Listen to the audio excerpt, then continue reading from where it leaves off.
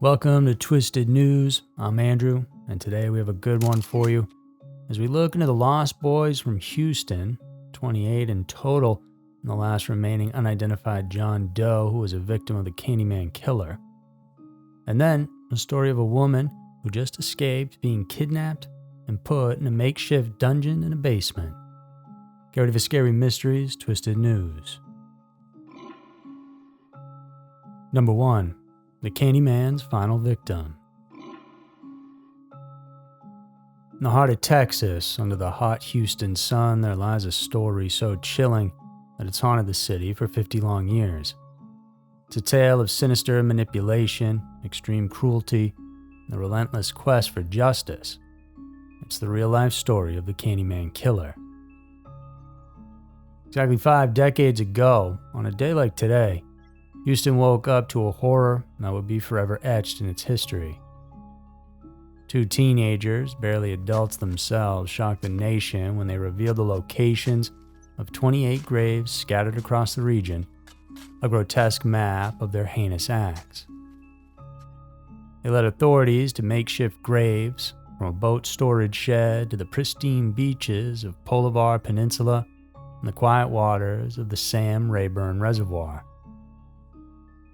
Between 1970 and 1973, young males between the ages of 13 to 20 disappeared from the heights.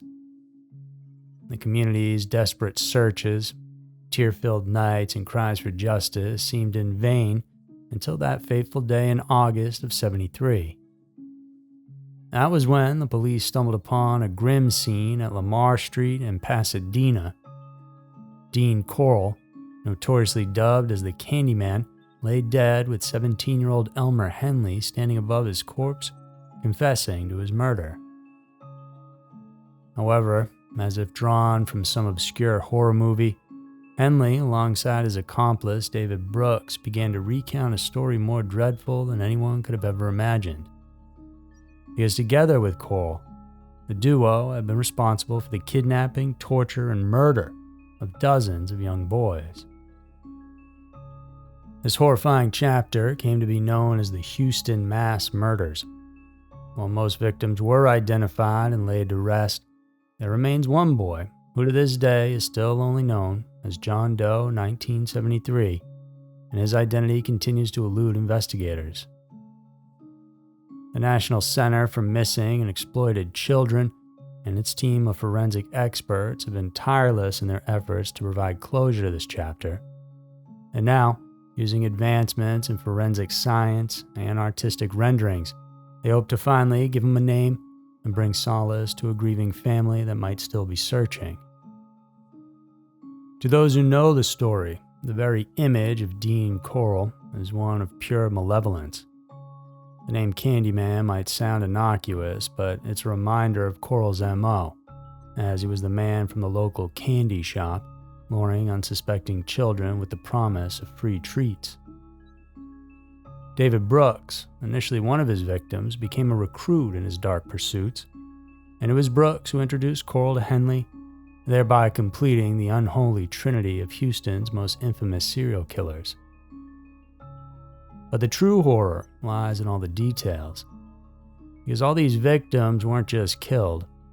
They endured long, agonizing deaths that sometimes lasted days. Brought back to Dean's home by one of the 3 killers, they were often given alcohol or drugs to subdue them, and if they refused those, they were taken by force. Eventually, when they were done with them, they would strangle or shoot the boys before dumping the bodies all around the greater Houston area. Eventually, this all got too much for Henley. One day stepped to Corll in August of '73 and shot him. After the revelations of all this stuff came out, both Brooks and Henley faced the consequences of their actions. Brooks' demise came in 2020 from the pandemic that swept the world, while Henley, though seeking medical parole, remains incarcerated. 5 decades have passed since these ghastly events unfolded, yet the echoes of their deeds continue to resonate. The search for John Doe 1973's identity remains a final act of justice that's yet to be fulfilled. If you or anyone you know has any information, you're urged to come forward. For every soul lost, for every family torn apart, and for a city that still bears the scars, it's a mystery that begs resolution. Number 2. The Dark Secrets of Klamath Falls. In the peaceful town of Klamath Falls, Oregon, few residents could have imagined the horrors lurking behind one of their neighbors' walls. It's a disturbing story that has now revealed the malevolent actions of a man with a disturbing past. The 29-year-old Zagassi Zabiri, a seemingly ordinary resident, was harboring a dark secret. Because tucked away within his home was a makeshift dungeon constructed from cinder blocks and concealed behind a metal door.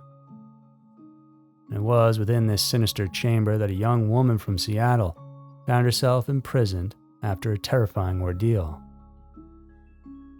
Posing as an undercover police officer in Seattle, Zabiri lured his unsuspecting victim into a trap. Then, using an array of tools, including a taser, handcuffs, and leg irons, he subdued her. Armed with police patches and other deceptive items, Zabiri's ruse appeared credible.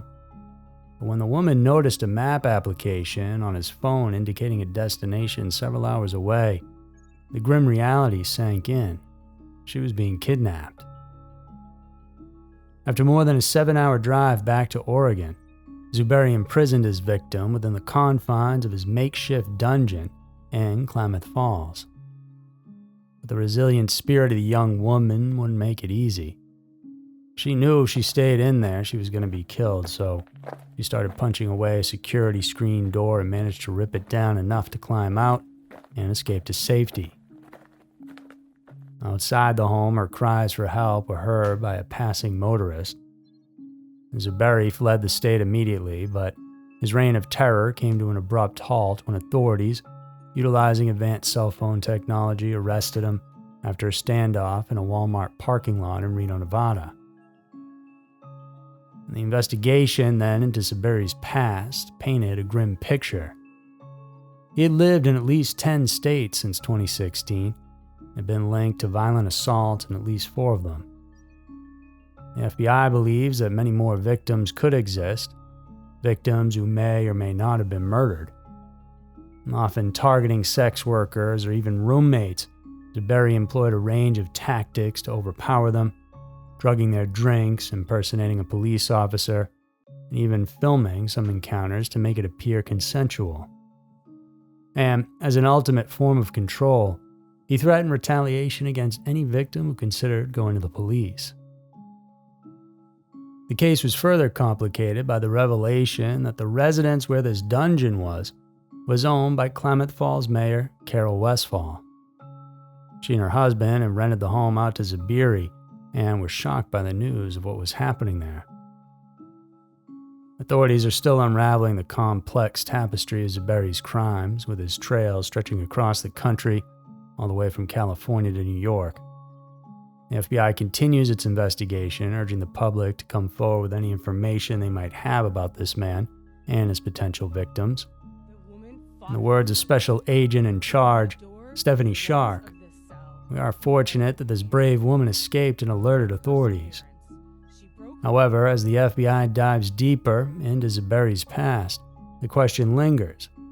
How many more victims remain in the shadows, waiting for their stories to be heard? So there were 2 of the most murderous and harrowing news stories that we have for you this week. Please like and subscribe, and check out some more of our content if you enjoyed watching. Thank you so much for tuning in as always, and I'll see you in the next one.